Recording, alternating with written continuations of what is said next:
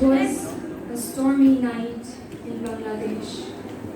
As soon as I heard the siren ring, I hid my children under the bed. I turned all the lights off because it was a state of complete blackout in the city.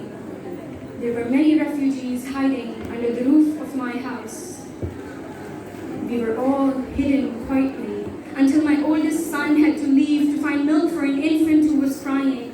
He went to a shopkeeper who was supposed to be an old friend, yet he proved to be the friend of an enemy because after a few minutes, our house, my house, was raided. All the men of my family were being taken away, including my husband.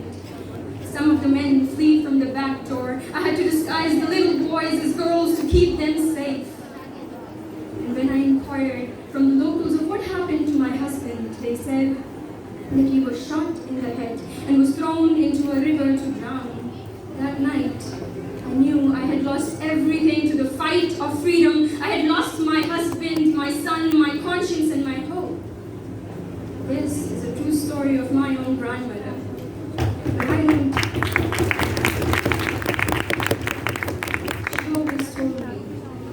She always told me that freedom is the oxygen of the soul, but when you fill your lungs with the air of liberty, do not take it for granted. When you fill your lungs with the air of liberty, make sure that you reserve it not just for your own soul only. That day, I realized that the emptiness, the reason behind the emptiness in her smile, the reason behind the void in her heart that I could never fill.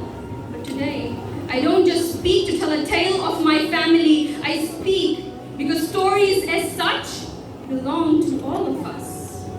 From our ancestors withstanding this struggle, to an oppressed woman fighting for her rights, to a liberal man being too afraid to cry because he has to fight against the notion murd ban murd, to Madiha being murdered in the name of honor, to 24-year-old Tabriz Ansari being tied to a tree and beaten for 10 hours straight, and he's forced to chant Jai Shri Ram, Jai Hanuman, being a Muslim.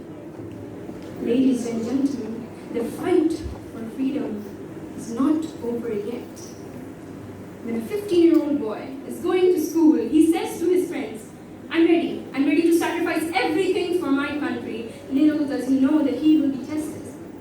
When he arrives at the gate, he sees a 25-year-old man wearing a vest. Both of the boys share suspicious glances. Two of them run the opposite side, but Etidas Hassan grabs the suicide bomber from his shoulders. In a split of a second, both of them are in air. Etidas Hassan lost his life, yet saved 2,000 students from crying. In an interview, her mother said, "He made me, a single mother, cry, yet saved thousands of other mothers from crying." And I speak of this boy because he turned from a normal teenager to a national hero. He turned from ordinary to extraordinary. He turned from mortal to a martyr because he believed that freedom is the oxygen of the soul, but do not reserve it for your own soul only. You see, we are the blood of the people that did not fear death. They feared the guilt, the misery of doing nothing, the mouth of trauma. You see, we no longer have prisoner tongues. We are not puppets on strings. Our children are not forced to sing Bandai Mataram in assemblies anymore. We've been breathing this air of liberty since 1947. It's time for us to pass on the oxygen mask to give to people who are choking. When we see Kashmiris and Syrian children being killed before our eyes and we choose to be blinded, how else will you fall asleep